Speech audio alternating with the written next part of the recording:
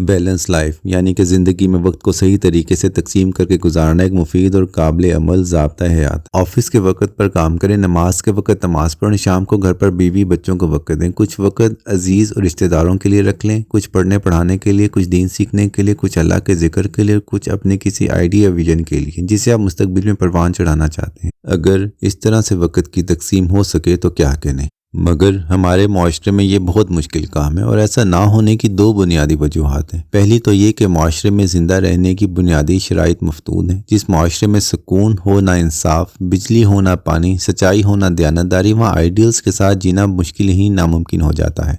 آدمی balance life کا وہاں سوچے جہاں ہر شخص اپنے حصے کا کام کر رہا ہو، جہاں ایک ایک آدمی کو پورے اداروں کا کام کرنا پڑے، پوری نسل کی آبیاری کرنی پڑے، وہاں بیلنس لائف کا رونا نہیں رونا چاہیے۔ یہ راک ٹریننگ ورکشاپس میں لاپنے تک تو ٹھیک ہے، مگر جو تھوڑے بہت لوگ کام کر رہے ہیں انہیں بیلنس لائف کے جال میں نہیں پھنسانا چاہیے۔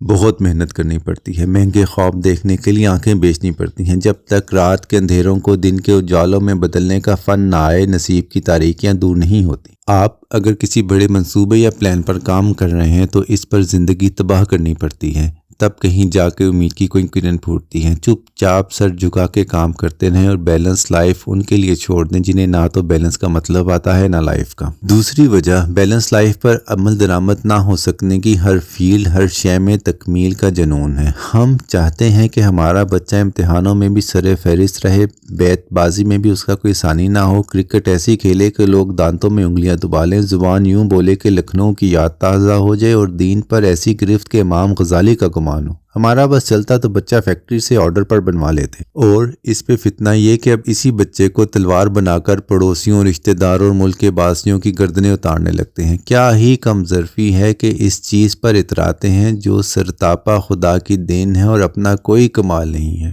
200 سال سے بر صغیر پاک و ہند میں امت اس انتظار میں ہے کہ ایسا عالم دین آئے جو فزکس کا بھی بادشاہ ہو، جو شیخ الحدیث آئیں جو پائلٹ بھی ہوں، ایسا امام مسجد ہو جو بہترین بزنس مین بھی ہو، وغیرہ وغیرہ۔ ایسی دھما چوکڑی اور ذہن کے فطور میں نہ تو ہم بزنس مین اور پائلٹ بنا سکے اور نہ ہی شیخ الحدیث۔ جو شخص بخاری پڑھا لے وہ شیخ الحدیث، اور جس نے نکڑ کی دکان کھولی وہ بزنس مین۔ مغرب کے پاس پیسہ ہے، دین نہیں، ہمارے پاس کچھ بھی نہیں۔ ایسا نہیں ہوتا۔ خدا را کوئی ایک فیلڈ کا انتخاب کریں اور زندگی لگا دیں، بعد میں آنے والے لوگ آپ کی بیلنس لائف کے گیت خود ہی گاتے رہیں گے۔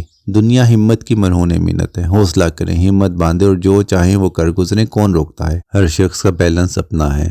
اونٹ کی ٹانگ کا بیلنس کچھ ہے تو چوہے کی ٹانگ کا کچھ، درجن کا آدھا 6 تو عرشے کا آدھا 5، ایک ہی معیار پہ سب کو جانچنے کا طریقہ کیا ہو؟ یہ لوگ امام غزالی کے پاس کیوں نہیں گئے بیلنس لائف کا رونا روتے ہوئے جب وہ 12 سال کے لیے چیف جسٹس کا عہدہ چھوڑ کر تصوف کی راہ پر چل پڑے؟ اور امام ابو حنیفہ سے کیوں نہیں کہا کہ حضرت رات کو سو جایا کریں؟ بیلنس لائف اور پوری نیند بڑی چیز ہے، فقہ کا کوئی اور کام کر لیں۔ قائد اعظم کو کیوں نہیں ٹوکا کہ آپ تنہا کیا کروڑوں مسلمانوں کے ذمہ دار ہیں؟ علامہ اقبال سے کیوں گلہ نہیں کیا کہ کیا اردو اور فارسی میں آپ کے بعد کوئی اور شاعر نہیں آئے گا؟ مدر ٹریسا سے کیوں نہ بولا کہ کیوں زندگی جھگیوں میں بسر کرتی ہو؟ نیلسن منڈیلا سے کیوں نہ عرض کی کہ حضرت 27 سال جیل میں گزار دی ہیں، چھوڑیں ضد کو اور بیلنس لائف گزاریں۔ اسٹیو جابس کی مثال لائیں، بل گیٹس کو دیکھیں، ہر وہ شخص جس نے کوئی بڑا کام کیا، مادام کیوری سے لے کر عبدالستار ایدھی تک، ان کی زندگیوں میں بیلنس لائف نہیں، جنون نظر آتا ہے۔ اب ایسے لوگوں کو تو کوئی کچھ نہیں کہتا، لیکن میرے جیسے نالائقوں کو چند کتابیں پڑھنے اور چند لائنیں لکھنے پر لوگ بیلنس لائف اور بیوی بچوں سے محبت اور گھر گھر سستی کا تانا دینے آ جاتے ہیں۔ آئیے ایسی لائف گزارتے ہیں